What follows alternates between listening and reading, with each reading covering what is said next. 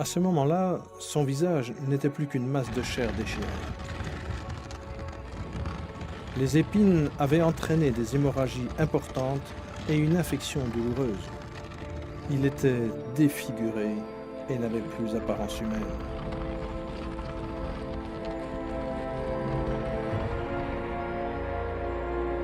Des centaines d'années avant ces événements, le psalmiste avait prophétisé à propos du Seigneur Jésus.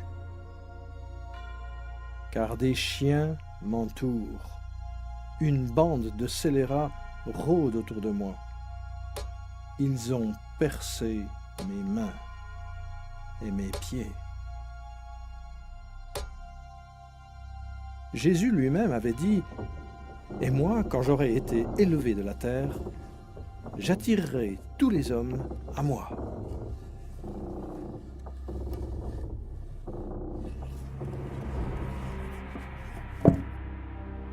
Il n'y a pour personne de plus grand amour que de donner sa vie pour ses amis.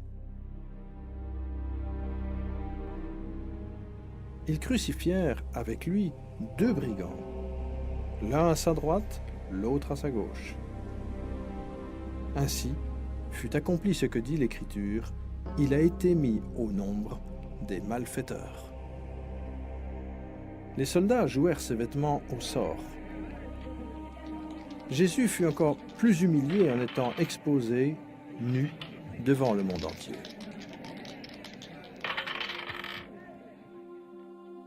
Jésus regarda ses persécuteurs et pria « Père, pardonne-leur, car ils ne savent pas ce qu'ils font. »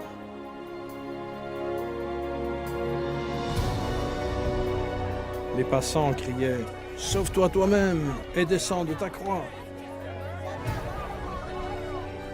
Les principaux sacrificateurs aussi, avec les scribes, se moquaient entre eux et disaient « Il a sauvé les autres, il ne peut se sauver lui-même. »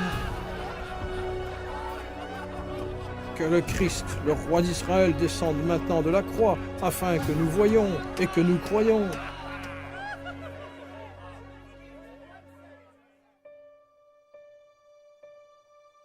L'atrocité de la crucifixion a été décrite d'un point de vue médical par un médecin qualifié de la manière suivante. C'était la mort la plus douloureuse qu'un être humain puisse connaître. Le condamné doit soutenir son corps pour respirer.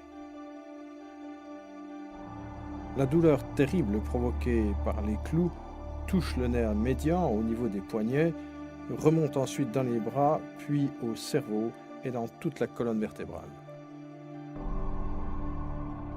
Le clou touchant les nerfs entre les os des pieds secoue le corps et le contracte. Puis, les muscles des jambes convulsent et entraînent le corps vers le bas et tapent contre la croix. L'air est inspiré mais ne peut être expiré jusqu'à ce que la formation de dioxyde de carbone dans les poumons et dans le sang stimule la respiration pour soulager les crampes. Épuisement, choc, déshydratation et paralysie détruisent la victime.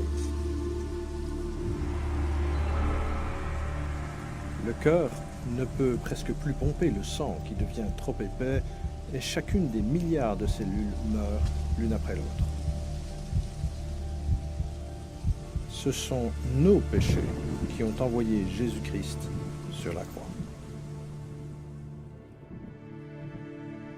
De même que tu as été pour beaucoup un sujet d'effroi, de même son aspect n'était plus celui de l'homme, son apparence n'était plus celle des fils d'Adam.